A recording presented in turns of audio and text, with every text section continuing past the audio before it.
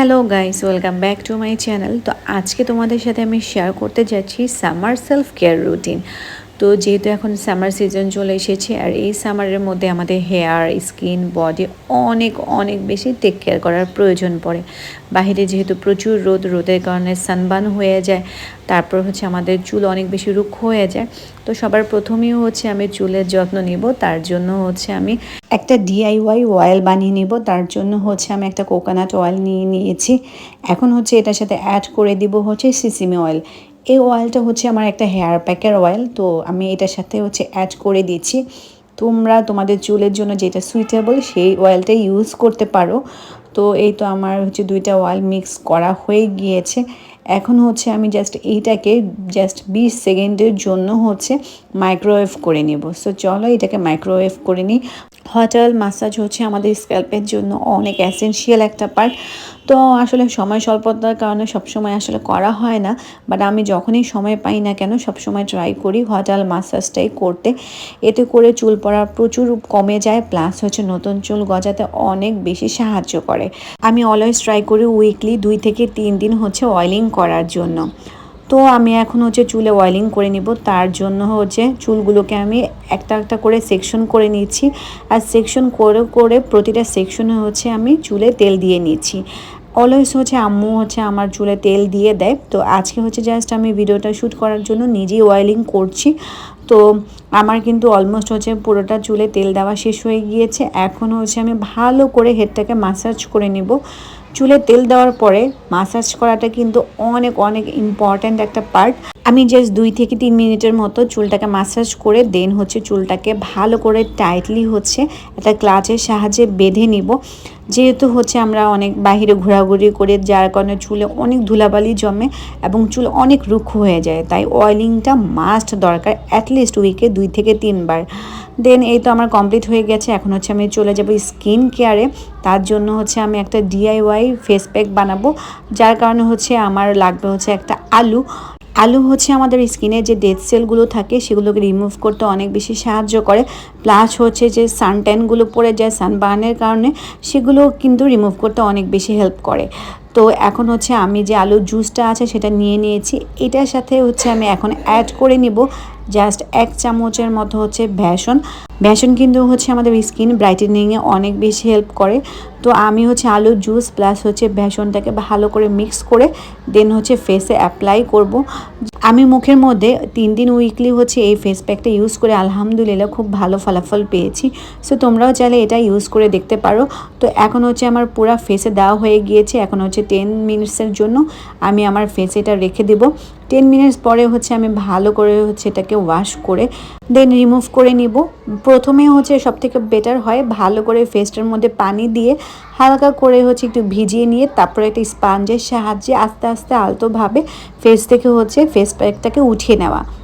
আমরা মেয়েরা অলওয়েজ চাই আমাদের স্কিনটা একদমই ফ্ললেস হোক, দেন স্কিনটা অনেক বেশি ব্রাইটনিং হোক, বাট সেটা আমরা আসলে পরিশ্রম করতে চাই না। সব সময় চাই যে একটা ক্রিম মেখে বা একটা লোশন মেখে স্কিনটাকে ব্রাইটনিং করতে, বডিটাকে ব্রাইটনিং করতে, কিন্তু আমরা রেগুলার যেটা স্কিন কেয়ার করতে হয় সেটা মেনটেন করতে চাই না। সব সময় চাই যত ঝটপট আসলে স্কিন কেয়ার করা যাক বা ব্রাইটনিং হওয়া যাক, ওইটার উপরে সবসময় বিশ্বাস করি। বাট ট্রাস্ট মি, তোমরা যদি উইকলি 3 দিন নিজের বডি কেয়ার এবং স্কিন কেয়ার করো, তোমরা একটা ফ্ললেস স্কিন মাস্ট পাবা। যাই হোক, আমি এখন একটা বডি কেয়ারের জন্য স্ক্রাব বানিয়ে নিয়েছি টমেটো আর সুগার অ্যাড করে। এখন আমি পুরো হাতে এবং পুরো পায়ে আমি এটাকে অ্যাপ্লাই করব জাস্ট 5 মিনিটের মতো। স্কিন কেয়ারের পাশাপাশি বডি কেয়ারও কিন্তু খুব ইম্পর্ট্যান্ট একটা পার্ট। আমরা অনেকেই স্কিন কেয়ার করতে পছন্দ করি, বাট আমরা ওই রকমভাবে বডির কোনো যত্ন নেই না, যার কারণে আমাদের ফেসের স্কিনটা থাকে একরকম আর বডির স্কিনটা থাকে আরেক রকম। দুইটার সাথে দুইটার কোনো রকমের মিল থাকে না, যা দেখতে কিনা অনেক বেশি উইয়ার্ড লাগে। তো আমার এইদিকে স্ক্রাব করা হয়ে গিয়েছে। এখন এটাকে আমি ভালো করে ক্লিন করে নিচ্ছি। এখন চলে যাব শাওয়ারে। শাওয়ারের সময় শাওয়ার করার সবার প্রথমেই আমি চুলটাকে একটু ভিজিয়ে নিচ্ছি। ভিজিয়ে নেওয়া হয়ে গেলে এখন আমি একটা শ্যাম্পু ইউজ করব। অনেকেই আছে প্রতিদিনই চুলে শ্যাম্পু করে, যেটা কিনা আমাদের স্ক্যাল্পের জন্য একদমই উচিত না, কারণ স্ক্যাল্পের মধ্যে ন্যাচারাল একটা অয়েল তৈরি হয় যেটা কিনা আমাদের হেয়ার লস কমাতে অনেক বেশি সাহায্য করে। চুলে শ্যাম্পু করার পর আমি 5 মিনিটের মতো রেখে তারপরে হচ্ছে ওয়াশ করে ফেলি। দেন চুলটা হালকা একটু ড্রাই হয়ে আসলে আমি ইউজ করি হচ্ছে কন্ডিশনার। কন্ডিশনারটা একদমই স্ক্যাল্পে ইউজ করা যাবে না, চুলার আগাতে ইউজ করতে হবে এবং এটা 5 থেকে 6 মিনিটের মতো হচ্ছে চুলের মধ্যে রেখে দিতে হবে। এতে করে চুলটা খুবই স্মুথ আর খুবই শাইনি হবে। ইদানিং অনেকেই কনফিউশনে থাকে যে আমাদের বডির জন্য বডি ওয়াশ ভালো হবে নাকি সাবান ভালো হবে। তো আমি অবশ্যই সাজেস্ট করব যারা আমার ভিউয়ার্স আছে সবাইকে হচ্ছে বডি ওয়াশ ইউজ করার জন্য, কারণ সাবানের মধ্যে এক ধরনের রাসায়নিক পদার্থ থাকে যা কিনা আমাদের শরীরটাকে অনেক বেশি শুষ্ক করে ফেলে এবং স্কিনের মধ্যে যে একটা জেল্লা ভাব থাকে সেই জেল্লাটাকেও কমিয়ে ফেলে।